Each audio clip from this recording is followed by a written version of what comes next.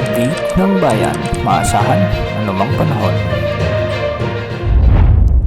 Magandang araw po sa ating lahat. Narito ng pinakahuling update sa magiging lagay ng ating panahon sa araw na ito hanggang sa mga susunod na araw. Sa kasalukuyan ay dalawang weather systems ang nakakaapekto ngayon sa ating bansa, ang northeast monsoon at ang easterlies. Unahin natin ang northeast monsoon na kung saan ay makikita natin sa ating satellite animations na sa hilagang bahagi ng Luzon, particular sa Babuyan at Batanes, ay may mga kalat-kalat na pag-ulan dulot ng amihan. Samantala sa Luzon, apektado naman ng easterlies ang ilang bahagi, lalong-lalo na sa silangan ng Luzon, particular sa may Cagayan, Isabela, Aurora, sa may Quezon Province at Bicol Region. Asahan naman ang maulap na kalangitan na may mga kalat-kalat na pagulan at pagkidlat pagkulog sa Cordillera Administrative Region, sa ilang bahagi ng Ilocos Region at sa kanlurang bahagi ng Central Luzon. Samantala sa Mimaropa, lalo na sa kanlurang bahagi ng Mindoro Provinces at Palawan, sahan din ang kalat-kalat na mahinang pag-ulan dulot pa rin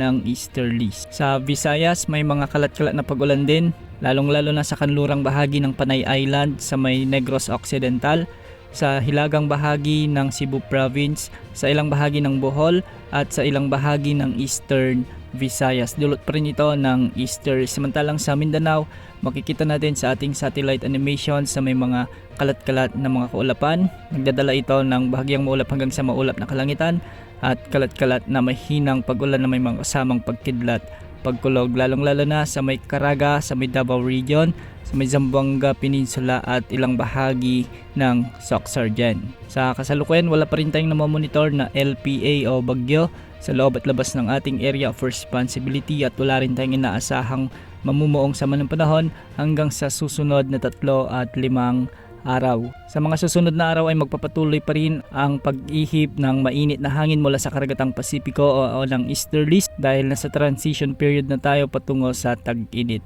Yan mo ang latest sa lagi ng panahon. Ito po ang weather update ng bayan, maasahan anumang panahon.